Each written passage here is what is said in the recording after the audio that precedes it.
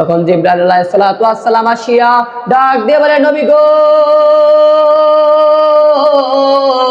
ও মায়ের নবী, হানজালার প্রতি আল্লাহ রাগ করে নাই, হানজালার প্রতি আল্লাহ কোনো গুসা করে নাই, হানজালার প্রতি আল্লাহ কোনো নারাজ হয় নাই, বরং হানজালার প্রতি খুশি হইয়া আমার আল্লাহ জান্নাতি পানি দ্বারা জান্নাতে গোসল করাইতেছে। জোরে বলুন না সুবহানাল্লাহ। হযরতে হানজালা রাদিয়াল্লাহু তাআলা আনহু নবীজিকে কেমন ভালোবাসতেন একটু মনোযোগ দিয়ে দিলের কানটা লাগায় শুনেন না। উহুদের ময়দানে এমন ভাবে যুদ্ধ চলতেছে, হযরতে হানজালা রাদিয়াল্লাহু তাআলা আনহু নতুন বিবাহ করেছে হযরতে হানজালা রাদিয়াল্লাহু তাআলা আনহু। এমন ভাবে উহুদের ময়দানে যুদ্ধ চলতেছে, হঠাৎ করে মদিনার পথ দিয়ে একজন লোক বইলা যায়, মুহাম্মদ সাল্লাল্লাহু আলাইহি ওয়াসাল্লাম নাই, আমার প্যারা হাবিব দু জাহানে কামলিওয়ালা সরওয়ারে কায়নাত আর নাই, দুনিয়ার জমিনে প্রিয় নবীজি আর নাই। এই কথাটা এক লোক বইলা গেছে। এই কথা শুনে হযরতে হানজালা রাদিয়াল্লাহু তাআলা আনহু এক সেকেন্ড দেরি করে নাই, হযরতে হানজালা রাদিয়াল্লাহু তাআলা আনহু ঘর থেকে তরবারিটা বের করে নিয়ে একটা দৌড় দিছে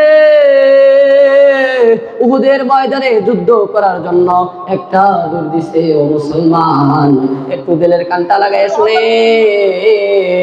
এমন ভাবে পিছন থেকে তার স্ত্রী ডাক দিয়ে বলে, ও স্বামী,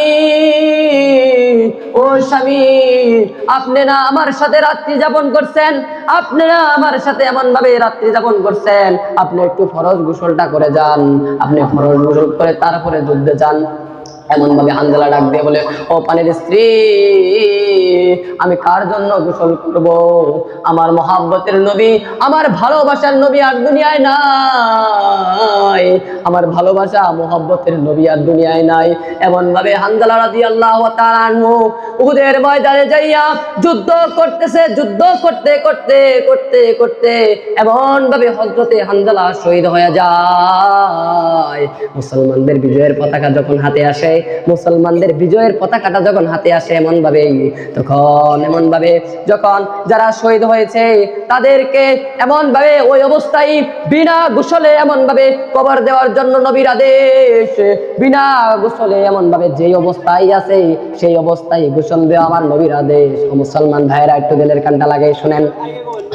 এমন ভাবে নবী আদেশ করার পরে ওই অবস্থায় কবর দেওয়া হচ্ছে, ওই অবস্থায় দাফন করা হচ্ছে, যেন ওই রক্ত মাখা চেহারাটা নিয়ে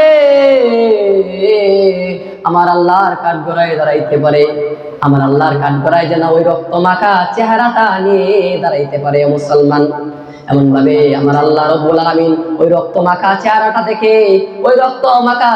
দেখে শহীদদেরকে আমার আল্লাহ রাব্বুল আলামিন বিনা হিসেবে জান্নাতে দিবে। জোরে বলুন না সুবহানাল্লাহ। একটা জবানও চুপ রাখবেন না, আবার বলেন সুবহানাল্লাহ। মুহতারাম হাজিরিন, একটু দিলের কানটা লাগায়া শুনেন। এমন ভাবে যখন ওই শহীদ সাহাবীদেরকে কবর দেওয়া হচ্ছে, পিছন থেকে হযরতে হানজালার স্ত্রী ডাক দিয়ে বলে, নবী গো, ও মায়ের নবী, আপনি সমস্ত শহীদদেরকে ওই অবস্থায় কবর দেন, কিন্তু আমার হানজালা যদি শহীদ হয়ে থাকে, আমার হানজালারে ওই অবস্থায় কবর দেন না, আমার হানজালারে একটু গোসল করাইয়া কবর দেন। নবী এই কথা শোনার পরে সাহাবীদেরকে আদেশ করলেন, ও সাহাবীরা, হানজালাকে খুঁজে বের করো, হানজালা যদি শহীদ হয়ে থাকে হানজালাকে খুঁজে বের করো।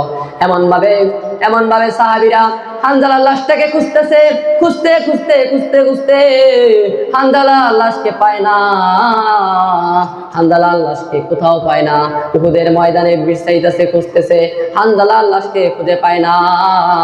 নবীজিকে বলার পরে নবীজি একটু চিন্তা করলেন, হানজালার প্রতি কি আল্লাহ নারাজ? হানজালার প্রতি কি আল্লাহ গুসা করেছে? হানজালার প্রতি কি আল্লাহ রাগ করেছে? জন্য হানজালাকে দেখা যাচ্ছে না। তখন জিবরাইল আলাইহিস সালাতু ওয়াস সালাম আসিয়া ডাক দিয়ে বলে, নবী গো, ও মায়ের নবী, হানজালার প্রতি আল্লাহ রাগ করে নাই, হানজালার প্রতি আল্লাহ কোনো গুসা করে নাই, হানজালার প্রতি আল্লাহ কোনো নারাজ হয় নাই, বরং হানজালার প্রতি খুশি হইয়া আমার আল্লাহ জান্নাতি পানি দ্বারা জান্নাতে গোসল করাইতেছে। জোরে বলুন না সুবহানাল্লাহ। ইমানি আওয়াজকে বুলন্দ করে আবার বলুন না সুবহানাল্লাহ। হানজালাকে জান্নাতি পানি দ্বারা গোসল করাইতেছে। কি জন্য? নবীর মুহাব্বতের কারণে, নবীকে ভালোবাসার কারণে, নবীকে ভালোবাসিয়া নিজের জীবনটাকে উৎসর্গ করে দিতেও রাজি ছিল।